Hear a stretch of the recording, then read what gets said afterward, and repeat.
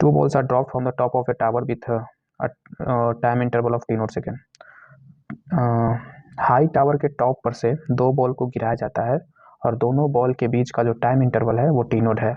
मतलब एक बॉल पहले गिरा दिया और t0 सेकेंड के बाद दूसरा बॉल को गिराया, और ये t0 जो समय है is smaller than the time taken by the first ball to reach the floor. First ball जिसे पहले गिराया गया था उसे ग्राउंड पे टच करने के दौरान जो टच करने में जो समय लगता है उस समय से कम है ये t0, which is perfectly inelastic. The distance S, ये बॉल जो है परफेक्टली इनलास्टिक है। इसका मतलब कि वो जैसे ही ग्राउंड पे टच करेगा जंप नहीं करेगा। इलास्टिक जो रहता है वो जंप करता है। अगर परफेक्टली इलास्टिक होगा तो जितना वेलोसिटी से टच किया उतना ही वेलोसिटी से जंप करेगा ऊपर की ओर, और परफेक्टली इनइलास्टिक का मतलब कि वहीं पे जाके रुक जाएगा, जंप नहीं करेगा। The distance S between the two balls plotted against the time lapse T from the instant of dropping the second ball is best represented by. तो एस एक डिस्टेंस है, उन दो बॉल के बीच का जो डिस्टेंस है सेपरेशन उसे एस बोला जा रहा है, और ये एस और टाइम के बीच ग्राफ यहाँ दिया गया है। तो देखना है कौन सही है। तो एक टावर है, यहाँ टॉप पर से एक बॉल को गिरा दिया, ठीक है, t0 समय बीता वो यहाँ आ गया, मान लेते हैं t0 पे वो यहाँ आ गया फर्स्ट बॉल। जैसे ही t0 समय बीता सेकेंड बॉल को गिरा दिया, ठीक है, फ्री फॉल हो रहा है तो इसलिए यहाँ पे इनिशियल वेलोसिटी 0 होगा, इसका भी 0 ही था इसका फर्स्ट बॉल का। अब ये सिचुएशन है, अगर हम ये देखें यहीं से सेपरेशन स्टार्ट हुआ है, ठीक है, क्योंकि सेकेंड बॉल का एंट्री t0 समय के बाद ही हुआ।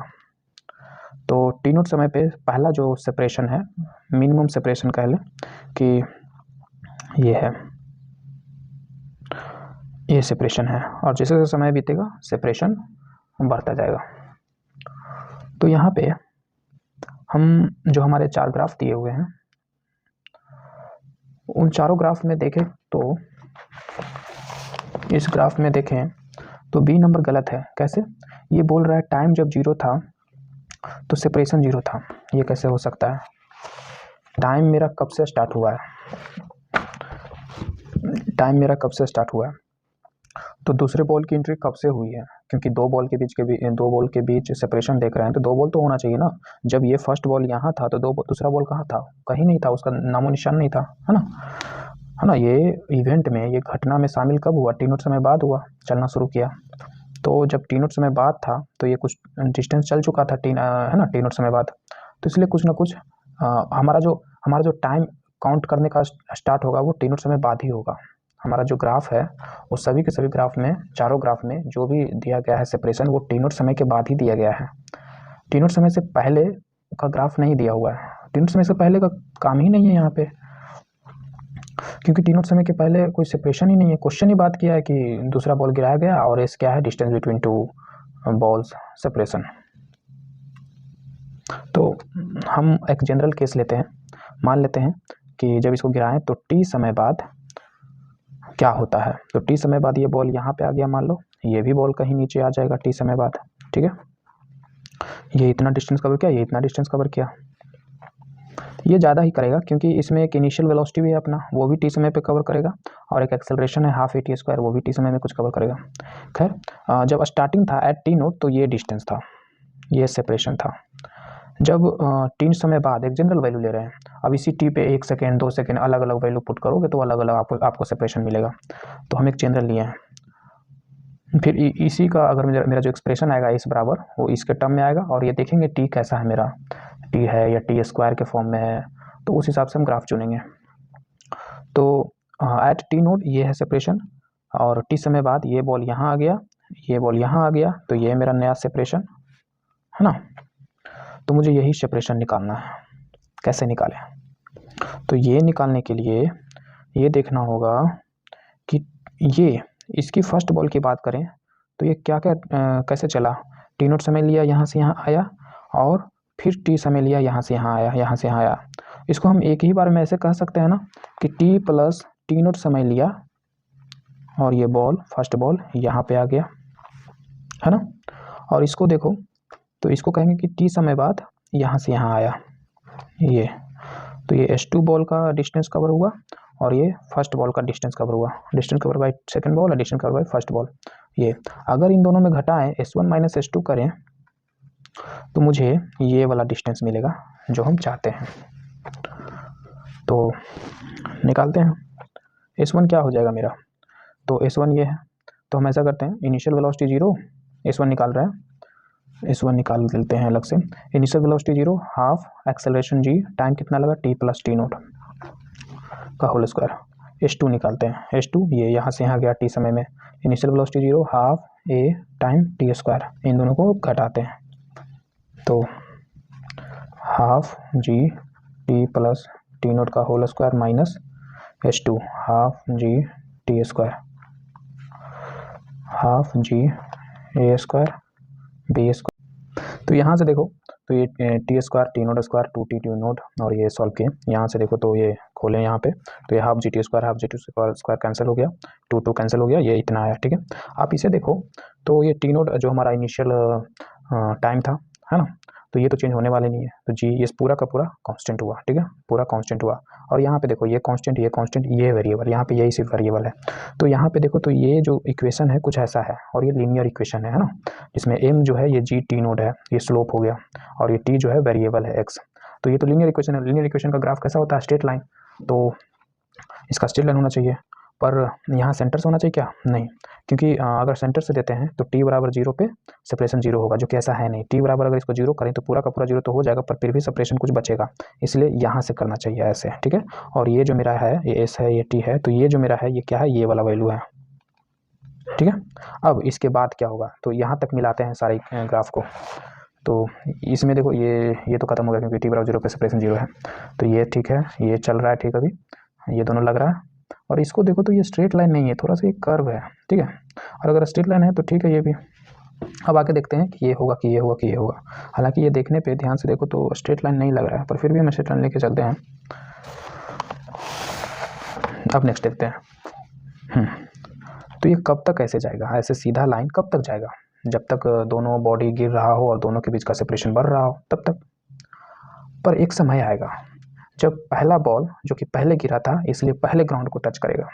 जब वो ग्राउंड को टच किया, जिस समय वो ग्राउंड को टच किया, उसके बाद जो सेपरेशन होगा वो कुछ अलग तरीके से उसका वैल्यू आएगा। पहले दोनों के बीच दोनों गिर रहा था तो दोनों के सेपरेशन बढ़ रहे थे, तो इसलिए लीनियर। पर जब एक बॉल पहला बॉल ग्राउंड को टच करेगा तो वो तो उसका वेलोसिटी 0 हो गया, क्योंकि इन इलास्टिक है तो जंप करके ऊपर आएगा नहीं, तो 0 हो गया।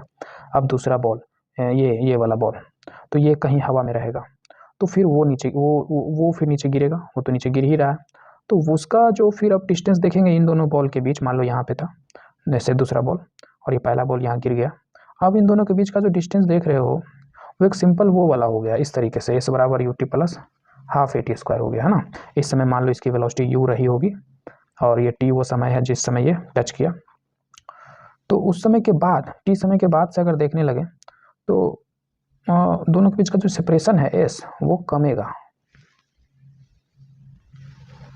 है ना। पहले बढ़ रहा था सेपरेशन, पर अब कमेगा, और वो कुछ इस तरीके से, ये तो कांस्टेंट रहेगा इनिशियल वेलोसिटी, और ये t वो समय है जिस समय ये टच किया था। उसके बाद हम देखेंगे जैसे यहाँ पे t नोट वो समय था जिसके समय जिस समय यहाँ पे था, उसके बाद एक t माने थे, वैसे यहाँ पे भी कर सकते हो। पर खैर यहाँ पे देखो तो t स्क्वायर है, t स्क्वायर है, इसका मतलब कि कुछ जो ग्राफ होगा मेरा कर्व होगा, और अब कर्व है तो इनमें से कौन सा होगा, तो कर्व तो यही दोनों है, तो ये होगा कि ये होगा, तो चेक करते हैं।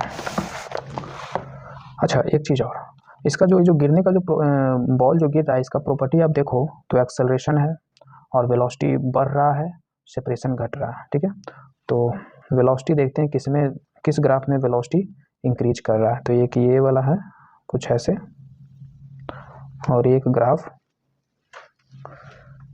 ये वाला है।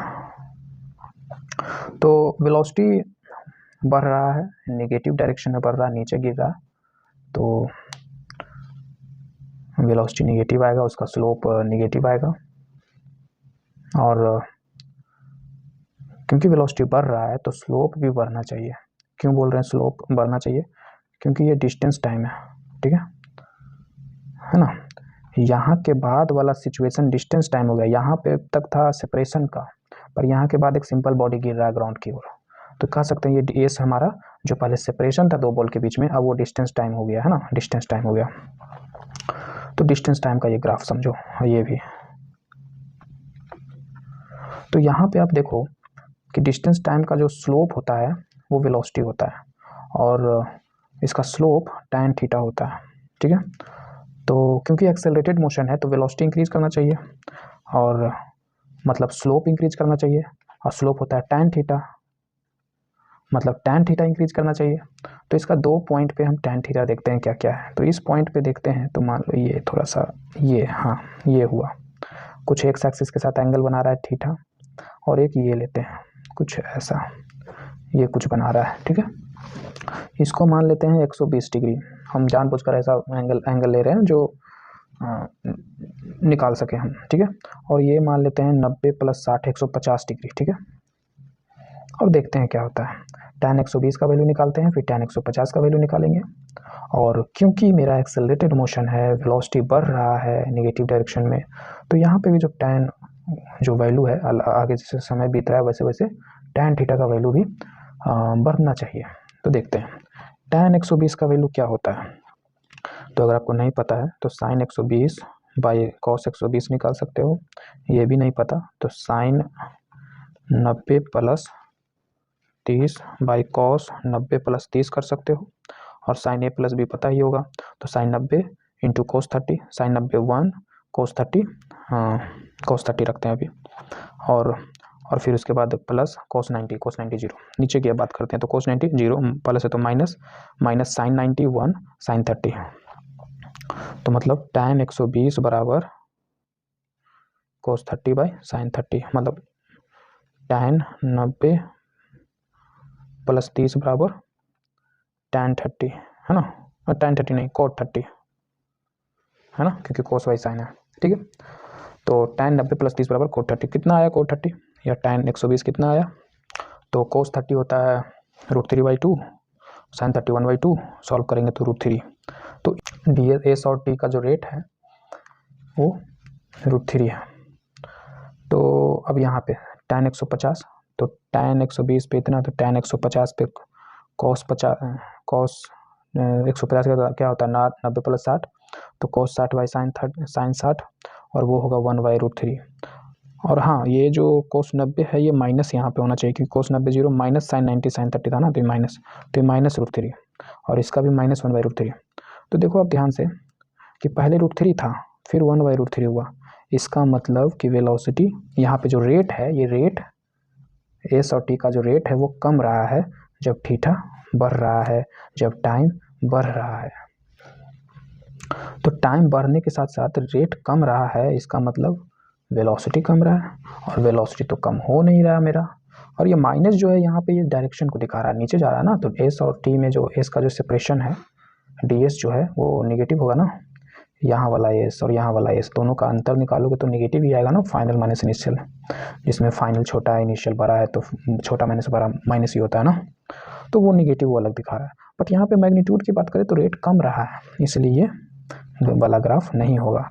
और आप जब इसका निकालोगे तो इसमें बढ़ेगा, क्यों, देखो इस पॉइंट पे स्लोप निकालेंगे तो कहीं यहाँ पे आएगा ऐसा कुछ, ठीक है, और इस पे निकालेंगे तो कहीं ये, तो यहाँ पे कभी पहले ये थीटा था फिर ये थीटा हुआ, ये 90 मत समझो थोड़ा सा ये, तो यहाँ पे थीटा क्या हो रहा है, यहाँ पे थीटा धीरे धीरे डिक्रीज हो रहा है ना, पहले ऐसे था फिर धीरे धीरे ऐसे ऐसे ऐसे ऐसे है ना, तो थीटा कम रहा है, तो उस हिसाब से tan थीटा बढ़ेगा।